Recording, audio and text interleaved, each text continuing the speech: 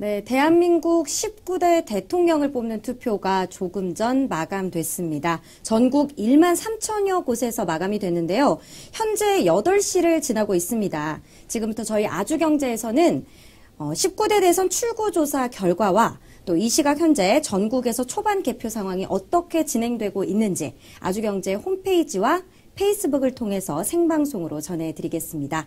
이번 대선 생방송에서는요, 데이터정치연구소 최광웅 소장님이 패널로 나와주셨습니다. 안녕하세요. 예, 안녕하세요. 네.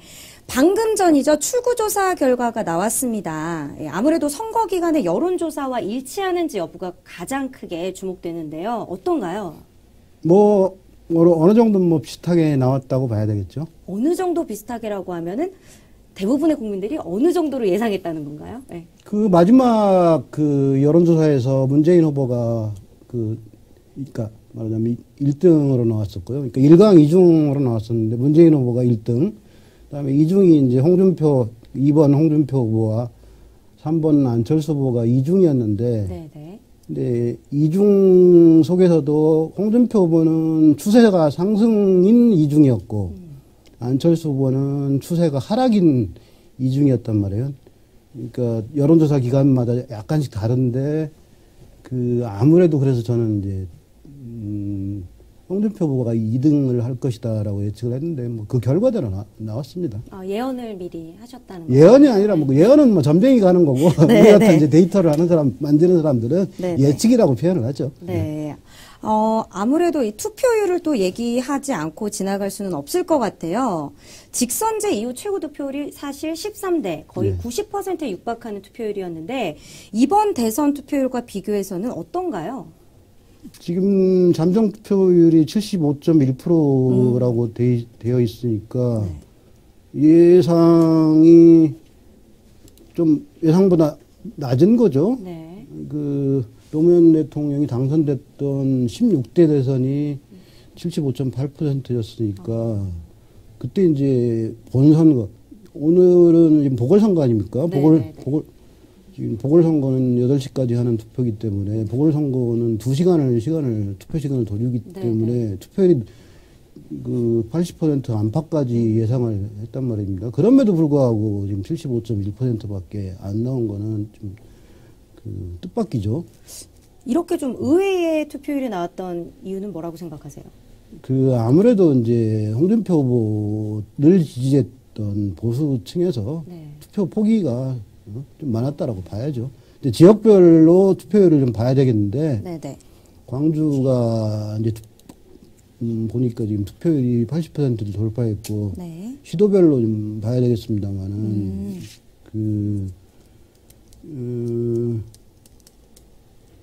아무래도 이제 홍준표 후보가 지지세가 높은 강원도가 72.4, 부산과 대구가 74.5, 74.6 이런 걸 보니까 그다음에 아무래도 좀 보수적인 충청남도가 70.5, 충청북도 72.5 이런 데가 이제 투표율이 낮단 말이에요. 그러니까 홍준표 후보가를 지지하려고 했던 사람들, 이런 사람들이 이제 투표장에 안 간 거죠.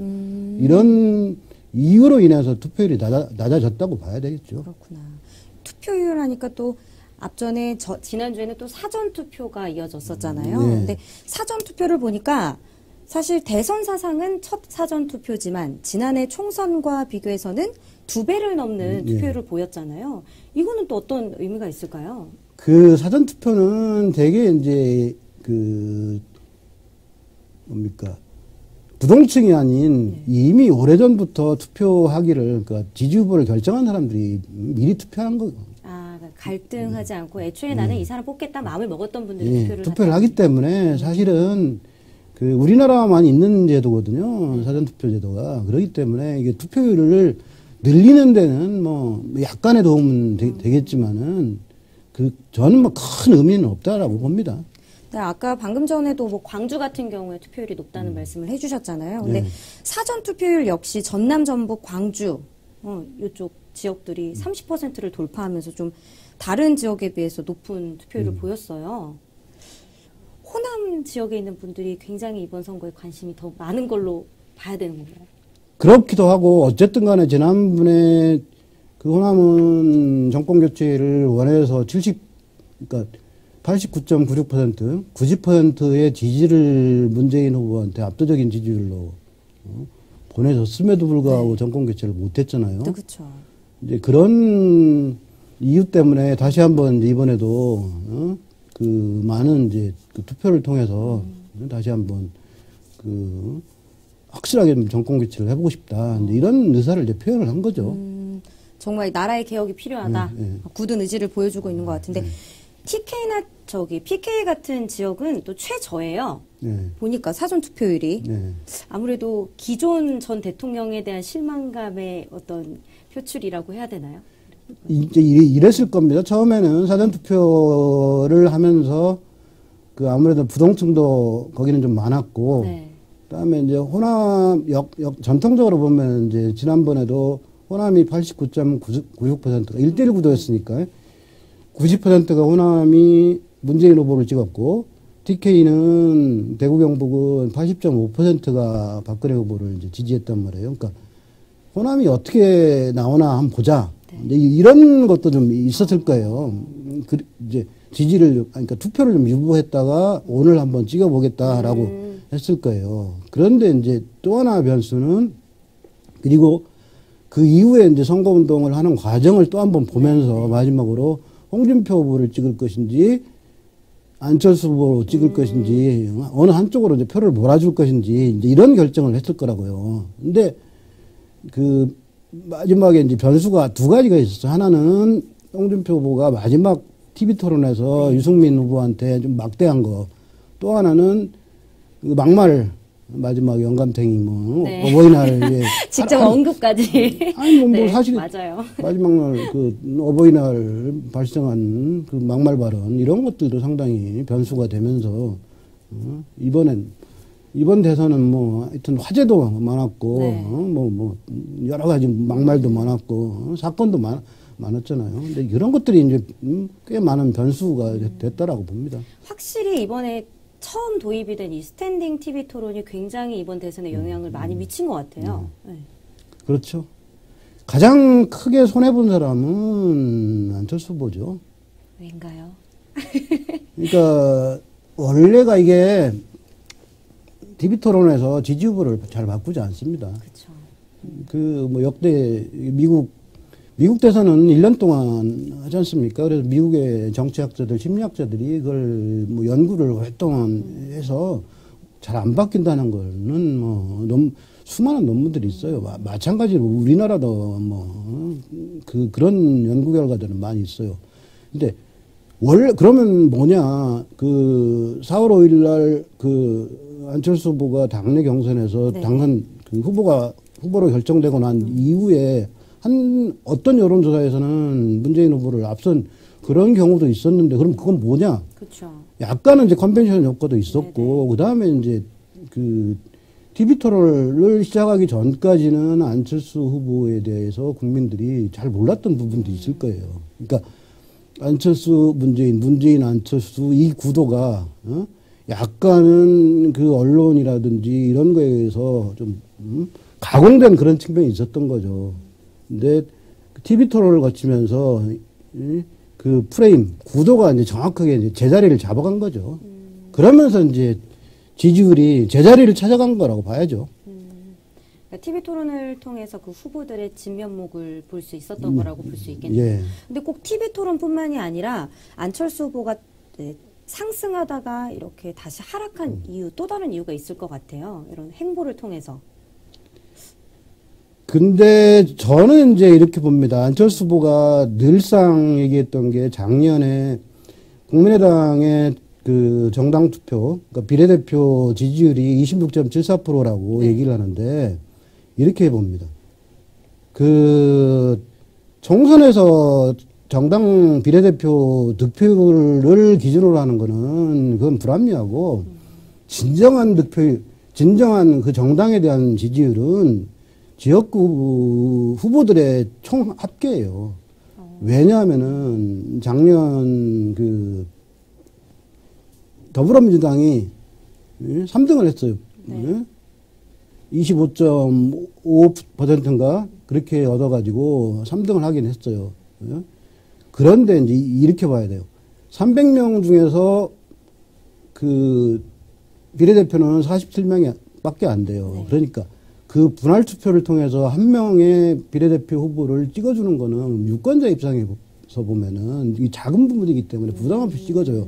비례대표 제도가 처음 도입됐을 때 그 민주노동당이 13%는 얻었어요. 네. 근데 그 13%가 전부 다 민주노동당을 지지해서 찍었느냐?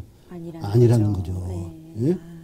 근데 그 당시에 민주노동당의 지역구 후보들이 얻은 표가 합계가 4.3%밖에 안 돼요. 그러니까 진정한 민주노동당의 그 골수 지지자들은 4.3%밖에 안 되는 거였어요. 마찬가지로 작년에 전 지역의 후보도 못 냈지만 물론 253개 선거구 중에서 170 뭐 몇 명밖에 못 냈지만은 국민의당이 얻은 지역구의 그 후보자들의 득표율 합계가 114.9%예요.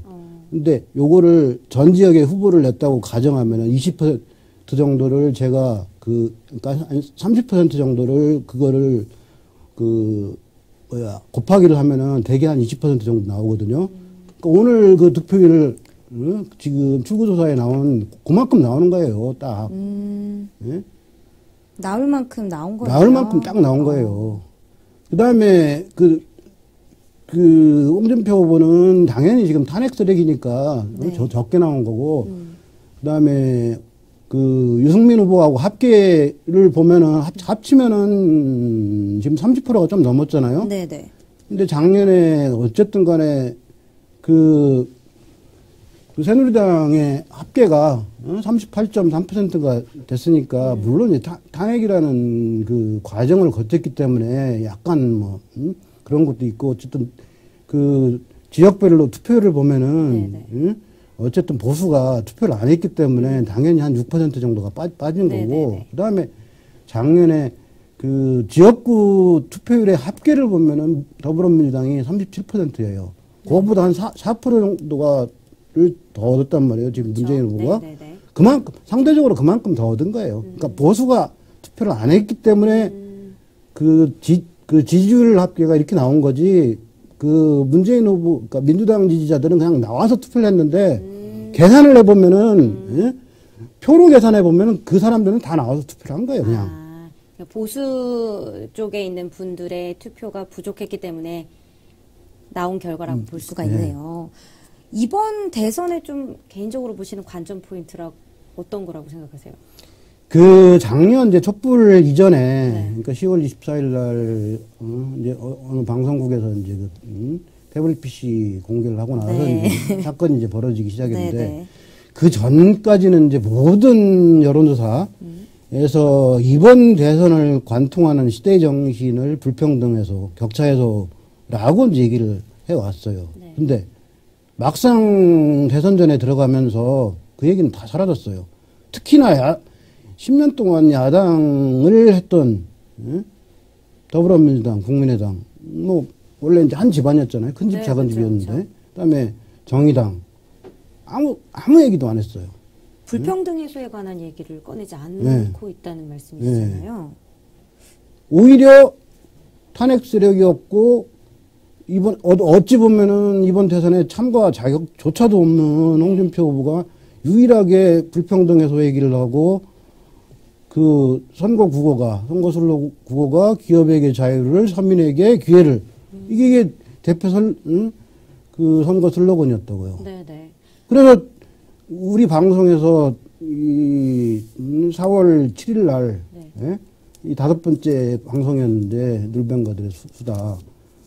이게, 그때 우리가 기호순으로 될 거다. 우리가 예측한 이유가, 그 당시에 유일하게 홍준표 후보만 불평등 해소 문제를 얘기했거든요. 그러니까 홍준표 후보만이 대선 후보들 중에 홍준표 후보만인 서민 정책에 관한 언급을 계속해 왔다는 거죠. 그러면 확실히 불평등에 관해 가지고 좀 아쉬움이 있었던 분들 같은 경우에는 홍준표 후보를 또 이렇게 지지하게 됐을 확률도 더 높아진 것 같아요. 그 여론조사를 보면은 직업별 말하자면 직업별로 지지를 구분해 보면은 네네.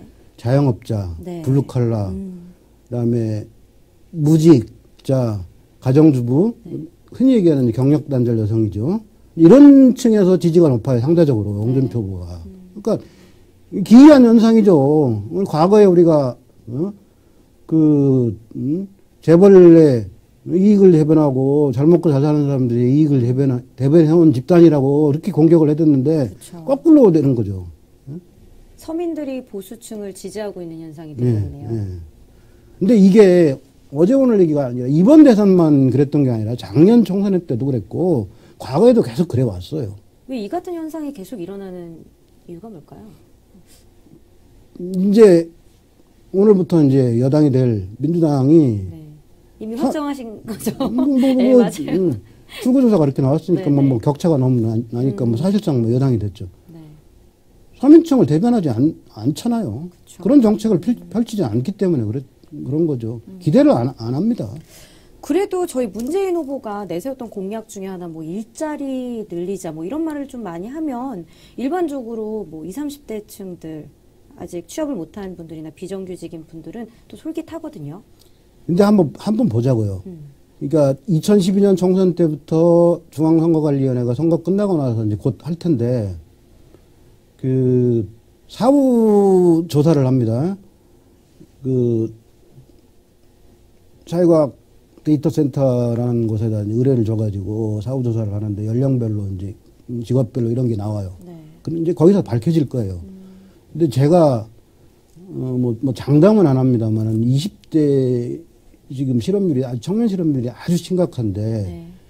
지금 노량진에 공시족이 4, 50만쯤 되잖아요. 네. 근데 구급 공무원 될 확률이 2%도 안 되잖아요. 이 사람들한테 17만 4천 개 공무원을 더 늘려주겠다 하는 공약이 그게 얼마나 먹힐까요? 예? 별로 안 먹힌다고요. 실제로 일자리를 만드는 거는 기업이라고요. 예? 그러니까 크게 그게 서민 공약도 아니고 그리고 실제로 비정규직이 870만 명 있고 그다음에 당장 하루하루 그 먹고 살기 힘든 영세 자영업자들이 560만 명이나 있는데 이 사람들에 대해서 구체적으로 어떻게 도와드릴 것인지에 대한 구체적인 대책이 없어요. 실제로는 서민들에게 다가오지는 않는 그런 공약을 내세웠다라고 평가를 해주시는 것 같은데, 그럼 심상정 후보 같은 경우에는 어때요? 되게 비정규직, 뭐 노동인들을 대변하는 그런 대통령의 이미지를 또 갖고 계셨잖아요. 그분의 공약은 또 어떻게 평가를 하세요? 거기는 좀 더하죠. 아니, 그러니까 물론 이제 이런 거 있어요. 이게 본인들이 그러니까 정의당이나 심상정 후보가 당장에 이제 숙권하기는 본인들도 이제 어렵다는 걸 알죠. 그러니까 이제 민주당을 견인하겠다라는 게 이제 당장한 목표니까 2020년까지 최저임금 1만 원 이게 현실화 된다면은 560만 자영업자들은 다 망하는 거죠. 응? 그렇지 않겠습니까? 그렇죠. 이 최저임금 1만 원이 현실화된다면 209시간을 기준으로 해서 지금 최저임금을 금년에 6,470원인데 그 가구당 성인이 2명 있으면은 최저임금 1만 원이면은 418만 원이 되는 거예요. 2020년이면은 418만 원이면은 너도 나도 다 잘 먹고 잘 사는 세상이 되는 거예요. 근데 그거를 대기업이 아니면은 어디가 부담을 해요? 그러니까 대기업조차도 418만 원을 부담할 수가 없어요. 그 기업 어떡합니까? 그렇죠. 그렇게 되는 거네요. 그러니까 비현실적인 공약이에요, 그건. 이 후보들 중에서는 그나마 홍준표 후보가 그래도 서민을 위한 정책을 좀 내세웠다. 그러니까 후보와 정당은 엉터리지만은 네. 정책은 그나마 좀 설득력이 있었다. 그렇기 때문에 이번 선거에 참가 자격은 없으나 이만큼 2등을 하고 이만큼이라도 얻었다라고 저는 그렇게 평가를 합니다. 다음 대선 때는 홍 후보님의 이런 공약들을 조금 반영한 그런 후보들이 많이 나와야 될 것 같아요. 이렇게 조금 공약 부분에서 칭찬을 해주시는 걸 보니까. 그러니까 내년 지방선거죠. 내년 지방선거에 좀 그러니까 그 개별 후보들 시도지사 후보나 기초단체장 후보나 뭐 이런 사람들도 하지만 네. 정당이 또 공약을 내거든요. 네네. 각 정당들이 좀 그런 좋은 공약들을 서민을 위한 공약을 좀 냈으면 좋겠어요. 내년 당장에 1년 뒤에 선거인데 지방선거인데 경제가 금방 좋아질 가능성은 별로 없잖아요. 그쵸. 서민들이 잘 살게 될 가능성이 별로 안 보이잖아요. 그랬으면 좋겠어요. 저희가 또 아까 방송 전에 말씀을 좀 나눴는데 이 후보들의 성장 얘기와 관련된 공약 얘기를 또 했어요. 네, 그런 성장과 관련된 부분이 또 현실적이지 못하다라는 이렇게 지적을 살짝 해주셨는데 그 얘기 한번 부탁드릴게요. 김대중 대통령 20년 전부터 이제 시작해봅시다. 네. 김대중 대통령이 IMF 위기라는 이제 그런 상황에서 이제 대통령에 출마했는데 어쨌든 간에 어려운 상황임에도 불구하고 IT 신성장 동력을 이제 제시를 했어요. 네. 그 다음에 2002년도에 노무현 대통령 후보 당선됐죠. 그때 혁신성장, 혁신경제를 이제 신성장 동력으로 제시를 했고, 2007년도에 그 이명박 대통령 후보, 뭐, 어쨌든 뭐 잘됐든 못됐든 네. 녹색 성장이라는 거를, 녹색 성장은 이제 탄소를 저감시키는 걸 얘기하는 거죠. 네. 그 다음에 박근혜 전 대통령, 뭐, 탄핵은 됐지만 어쨌든 5년 전에 그 제시한 게 창조경제. 네. 그게 문화형성이란 말이에요. 그게. 20년 동안 대통령에 출마해서 당선된 이 후보들이 전부 다 성장 동력에 관한 얘기를 했어요. 근데 이번에 나온 모든 후보들이 다섯 명이 예의 없이 얘기를 한 사람이 없어요. 유일하게 한 명 있죠.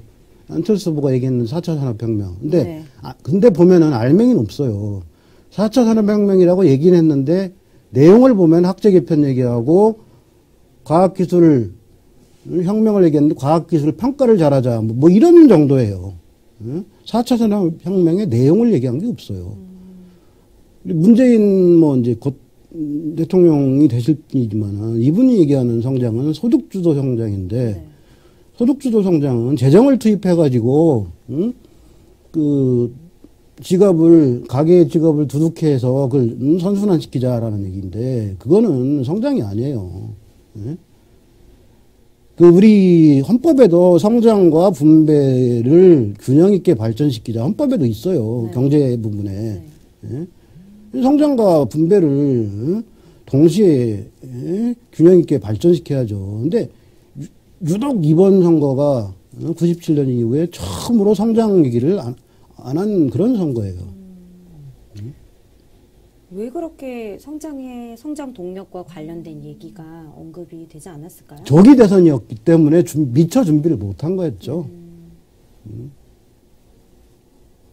대선이 빨랐기 때문에. 예, 그렇죠.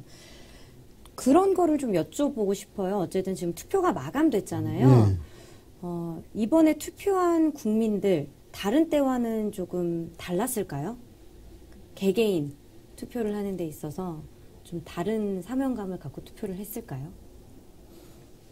다르죠, 당연히. 어쨌든 간에, 물론 이제 1960년도에 4.19 직후에 했던 그 선거는 대통령을 뽑는 선거가 아니라 이제 내각제로 바꿔가지고 했던 총선거였기 때문에, 물론 뭐 총선을 통해서 내가 뽑은 국회의원이 모여가지고 이제 정부를 구성하는 거기 때문에 그건 조금 의미가 좀 달랐을 거고, 네. 그 다음에 이제 87년도 그 6월항쟁, 그것도 사실 뭐 혁명에 준하는, 그거였지만은, 그때 이제 직선제를 다시 부활시켜가지고, 71년도에 이제 했던 직선제를 17년 만에, 16년 만에 이제 부활시켜가지고 다시 했던 그 선거였는데, 그때는 이제 양김이 끝까지 이제 분열해가지고 네. 치렀던 선거라, 사실 별로 저도 그 선거 때 참, 투표 참관인하고 뭐 대학생 시절이었는데, 네. 사실 별로 이제 전망이 좀, 별로 없었던 선거였는데, 그리고 이제 이번인데, 그리고 지난번 5년 전에는 이제 야권이 네. 똘똘 뭉쳐가지고 이제 뭐, 5년 만에 정권 교체 해보겠다고 했는데 이제 실패했잖아요. 네, 네. 간발의 차이로. 네.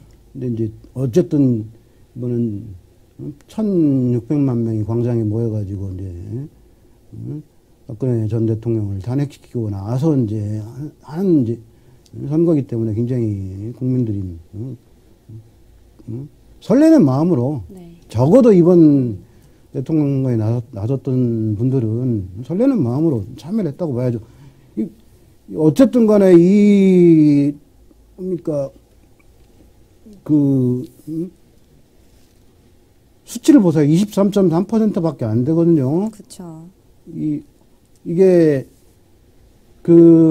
당시에 탄핵에 찬성하는 여론조사가 80% 됐어요. 딱 그만큼이에요, 지금. 예?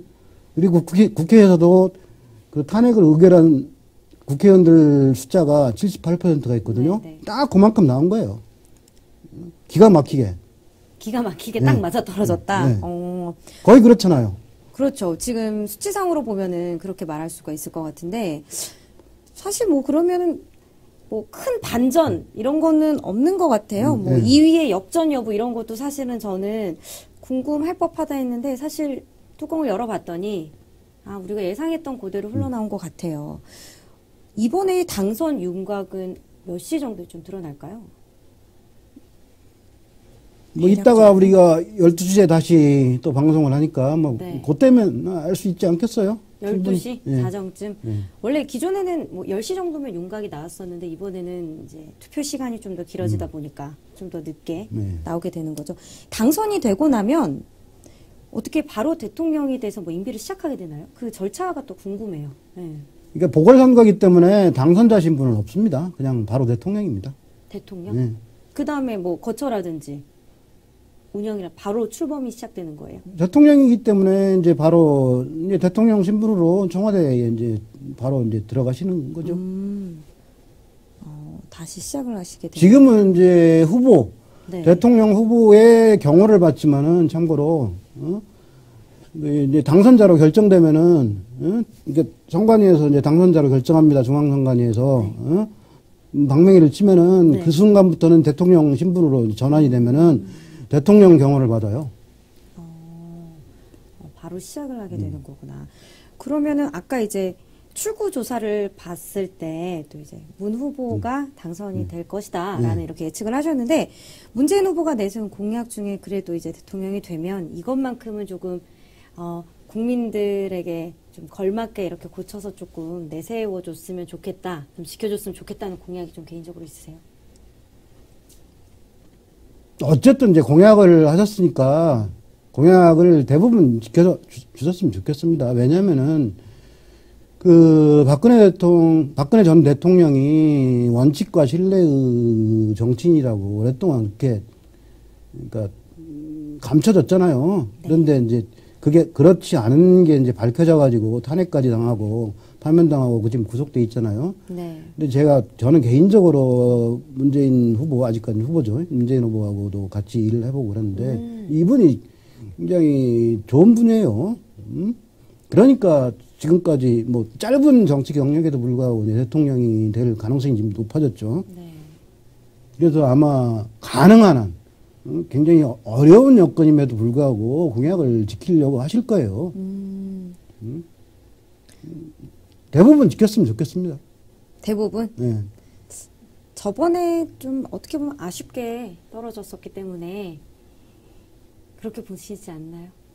아쉽게 떨어졌다고 보시지 않나요? 저는 예. 좀 아쉽게 떨어졌다고 생각이 듭니다. 예. 그래서 이번에 만약에 당선이 되시면 뭐 아까 일자리 정책을 말씀하셨는데, 그거 같은 경우도 사실은 서민이 느끼기에는 피부로 와닿지 않은 부분들이 있으니까 그거를 좀 재조정해서 정말 지금 뭐 실직자나 비정규직인 분들을 위한 정책으로 예쁘게 이렇게 또 만들어가지고 해줬으면 좋겠는데,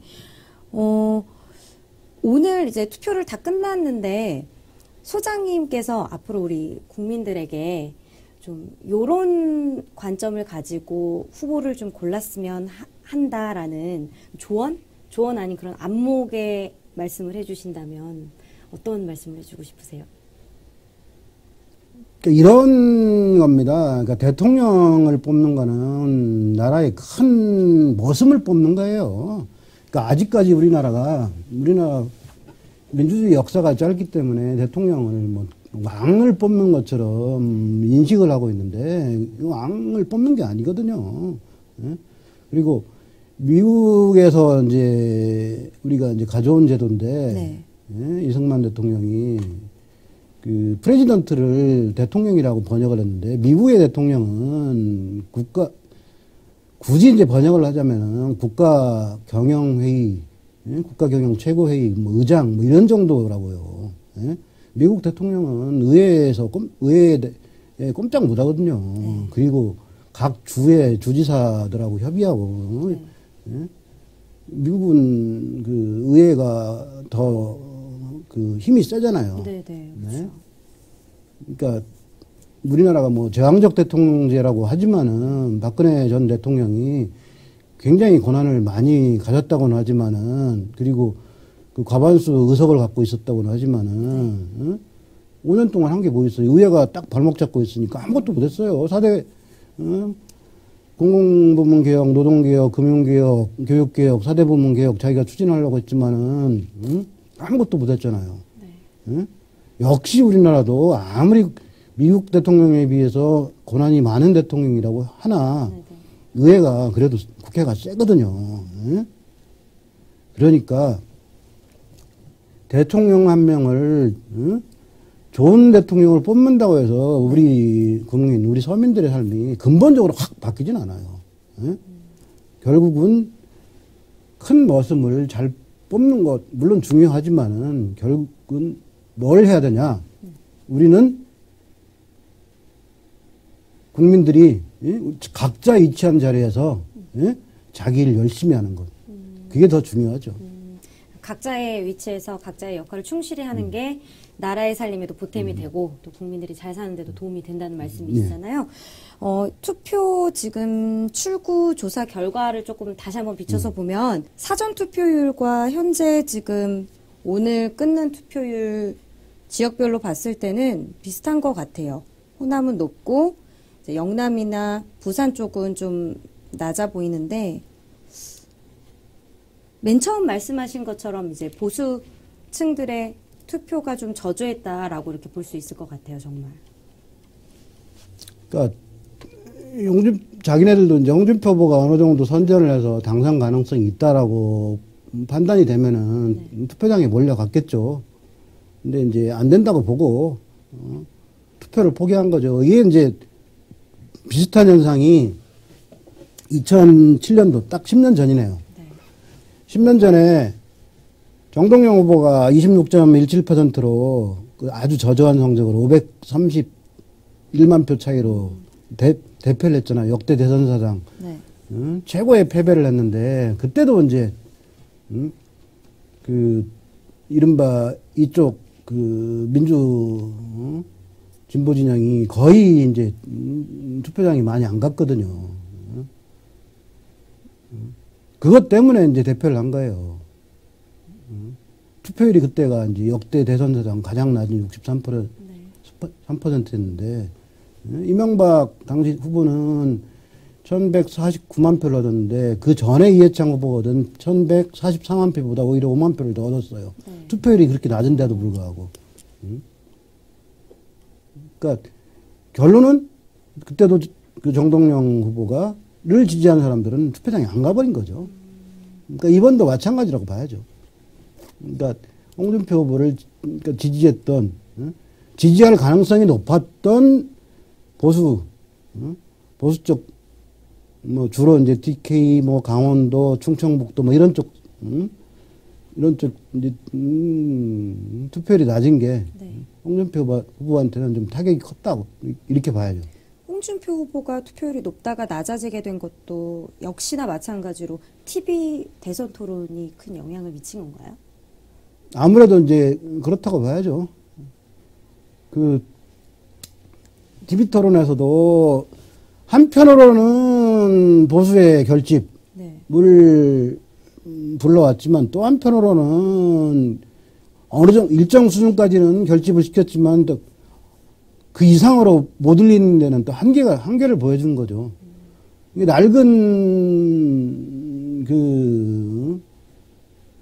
뭡니까.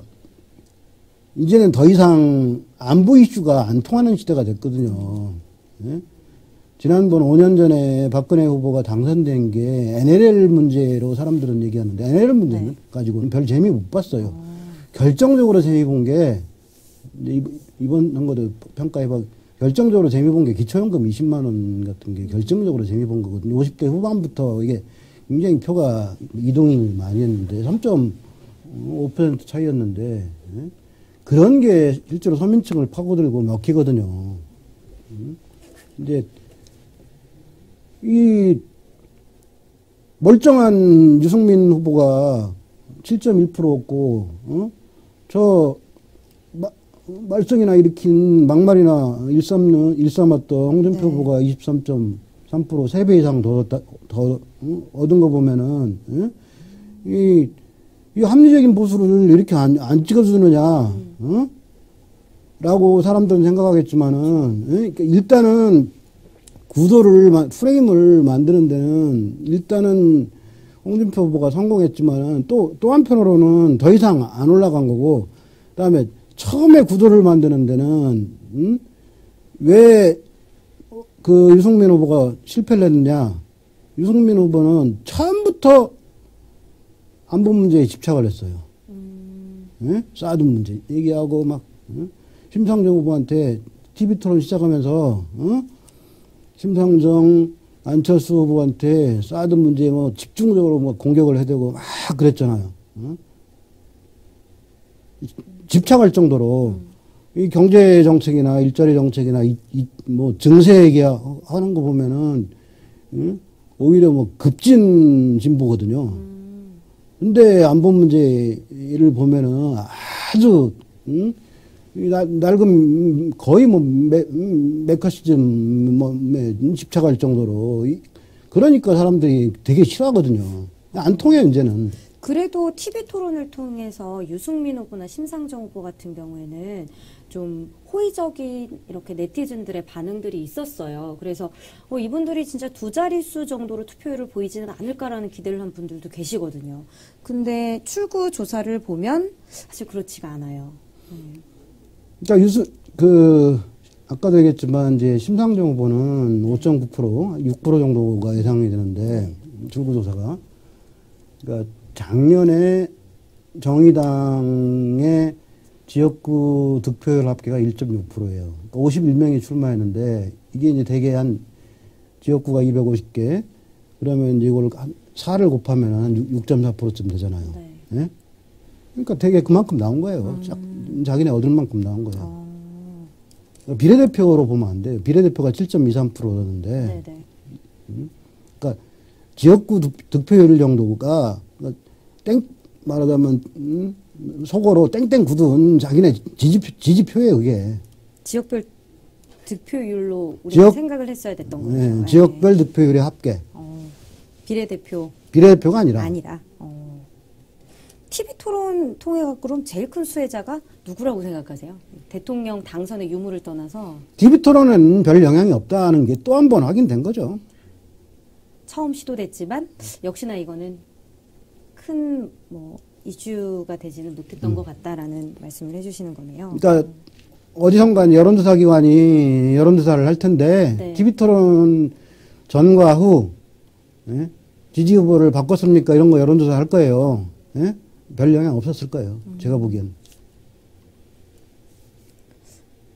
저희가 이제 자정 정도가 되면은 대통령이 당선의 윤곽이 이렇게 보이신다고 또 하셨는데, 앞으로 이제 새롭게 우리나라를 이끌 대통령님, 차기 대통령을 향해서 소장님께서 한 말씀을 또 해주셔야 될 것 같습니다. 문재인 후보가 지금 대통령이 되시는 건 뭐 거의 기정사실화된 거고. 사실인데 41.4%란 말이에요. 네. 40% 초반이고 의석수가 지금 120석이에요. 네. 딱 40%예요. 의석 점유율이. 네네. 근데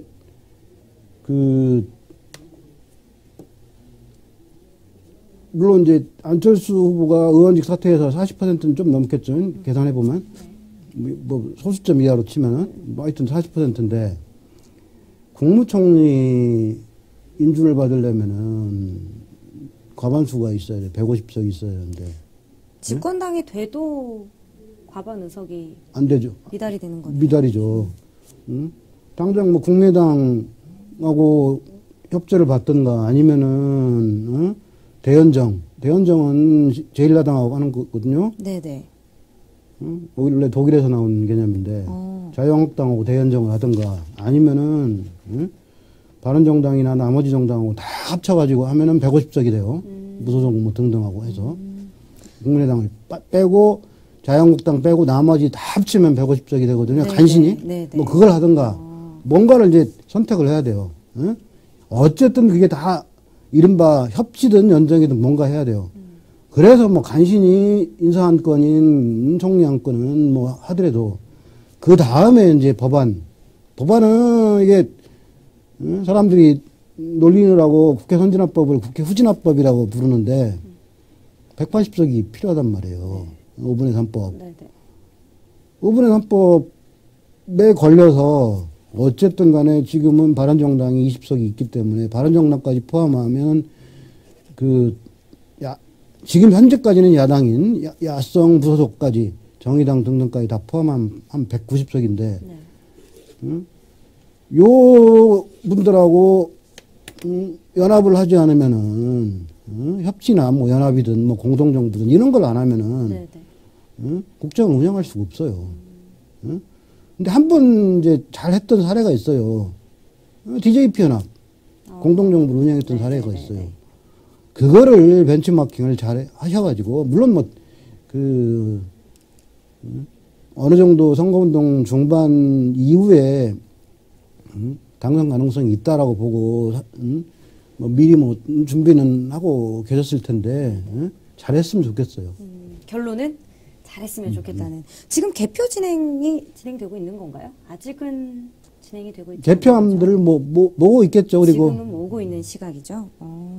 어쨌든 지금까지 저희가 이제 19대 대선 출구조사 결과를 바탕으로 해가지고 얘기를 좀 나눠봤는데 오늘 또 패널로 함께 참석해 주셨잖아요. 예. 좋은 말씀해 주신 우리 저희 데이터 연구소 최광웅 소장님 너무 감사 인사드리겠습니다. 예. 예. 그리고 저희 아주경제에서는 지금 이 대선 생방송을 끝으로 끝나는 게 아니라요. 당선 윤곽이 드러날 쯤, 자정쯤 될 거예요. 아마 그때 아주경제 박원식 정치부장 겸 부국장님이 진행하는 제19대 대선 생방송을 계속해서 진행할 예정입니다. 아주경제 홈페이지와 페이스북, 유튜브, 또 음성으로는 팟빵으로 들을 수 있으니까요. 끝까지 시청해 주시고